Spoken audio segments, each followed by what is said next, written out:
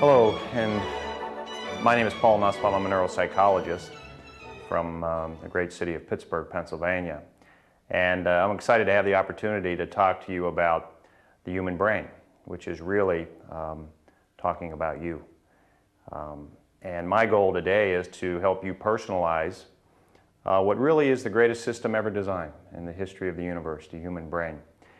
And this first piece, the first chapter we'll call it, is going to be a discussion of brain health itself, the concept of brain health, which in and of itself is something that most Americans don't understand. We've done a very good job in this country taking care of our hearts. We call it cardiac health. There's an American Heart Association, and not too long ago we decided that we need to do something about this from a policy perspective and a healthcare perspective, and the reason was pretty simple. We were losing a lot of our loved ones to heart disease, still a major killer. But what did we do? Did we just say that we need to take care of it and suddenly heart disease has plateaued as a major killer? No, we've done some things. We said that we need to create some programs, and we need to educate the nation about the heart. And as a result today, indeed, heart disease as a major killer has plateaued. It's no longer on the increase. But interestingly, if you think about how we've applied the policy, aerobic centers are out there. A lot of you belong to an aerobic center or an exercise organization. That kind of program really wasn't here 20 years ago. If you're like me and in the morning you're a little bit hurried, you're getting dressed, you turn on your TV and you'll notice that there are some typically pretty good looking women and pretty good looking men on the TV screen, and they're jumping up and down and they're trying to get you to exercise and jump up and down with them. Denise Austin and the gentleman who runs Taibo now, millionaires because of what we think to be important, which is exercise for the heart. Even if you go to your restaurants in this country, wherever you are, you'll notice on the menu there's a section dedicated to the healthy heart. Might even have a little red icon next to that food. Even in the grocery stores. Ask your manager next time you go to the grocery store, where are the foods for the healthy heart? He'll tell you, aisle 7.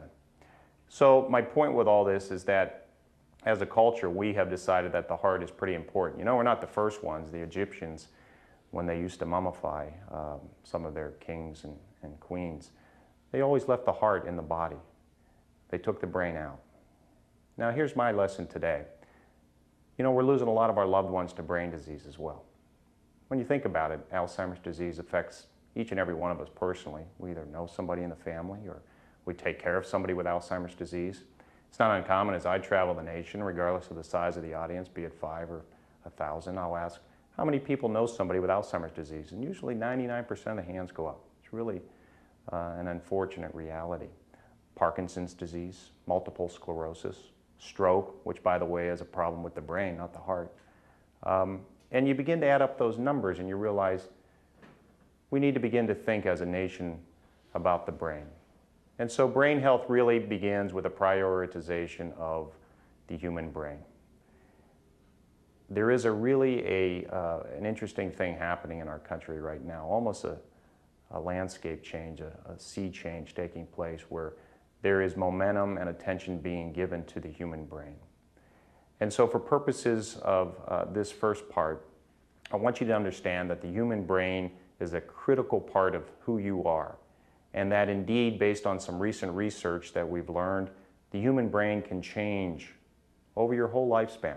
Whether you're in the womb, or 5 years of age, or 80 years of age, or 110, your brain can be shaped and molded and nurtured, and therefore can be exposed to programs and activities and dietary products that help to enhance the health of the human brain.